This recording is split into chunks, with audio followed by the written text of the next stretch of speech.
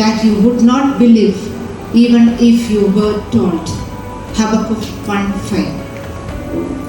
First and foremost, we give all glory and honor to God Almighty, whose grace and blessings made this program possible.